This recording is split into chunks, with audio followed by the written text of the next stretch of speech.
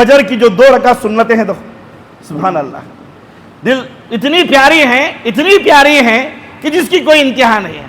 فجر کی 2 رکعت سنتیں، نماز سے فجر سے پہلے، فرض سے پہلے 2 رکعت جو سنتیں ہیں، اللہ کے رسول صلی اللہ علیہ وسلم فرماتے ہیں رکعتا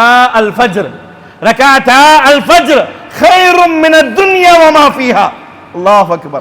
اللہ کے نبی فرماتے ہیں فجر کی 2 رکعت سنت دنیا اور دنیا کے اندر جتنے خزانے ہیں، جتنی دولت ہے، جتنا پیسہ ہے، ان تمام خزانوں سے بہتر ہے، ان تمام خزانوں سے بہتر ہے۔ دیکھو ذرا غور کرنے کی بات ہے، اللہ کے نبی نے یہ نہیں فرمایا کہ ان تمام خزانوں کے برابر ہے، بلکہ کیا کہا اللہ کے نبی نے؟ ان تمام خزانوں سے بہتر ہے۔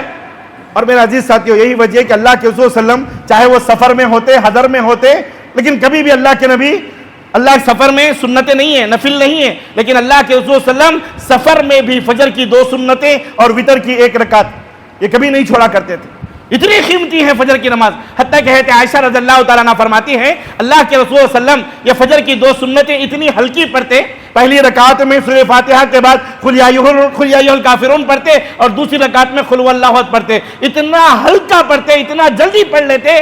ہمیں پتہ، ہم سوچتے کہ اللہ کے نبی نے سورہ فاتحہ بھی پڑھا کیا نہیں پڑھا، سورہ فاتحہ بھی پڑھا ہے کہ نہیں پڑھا ہے، اللہ کے نبی اتنا فاسٹ اس کو پڑھ لیتے۔ میرے عزیز ساتھیوں، سوچنے کی بات ہے، اتنے بڑے اجر و ثواب کا باعث ہے فجر کی 2 رکعت سنتیں، 2 رکعت سنتیں۔ یہاں ایک اور بھی مسئلہ بتانا چاہوں گا، جب بات آئی ہے فجر کی 2 سنتوں کی، کچھ ساتھیوں کو ہم دیکھتے ہیں کہ فجر کی نماز کھڑی ہو جاتی ہے، وہ فجر کی 2 سنتیں پڑھتے رہتے ہیں، فجر کی 2 سنتیں پڑھتے رہتے ہیں۔ اللہ کے رسول صلی اللہ علیہ وسلم نے فرمایا اذا لا صلاۃ الا صلاۃ المکتوبہ، جب فرض نماز کھڑی ہو جائے نا، پھر دنیا کی کوئی نماز آپ نہیں پڑھ سکتے، کوئی نماز نہیں۔ اگلے آپ کی 1 رکعت ہو چکی ہے، آپ سنت کی دوسری رکعت پڑھ رہے ہو، امام صاحب اللہ اکبر کہہ کر کے حرکاتوں کو باندھ دیے تو ختم، وہ نماز کو وہیں پر توڑو، آ کر کے اس میں مل جاؤ۔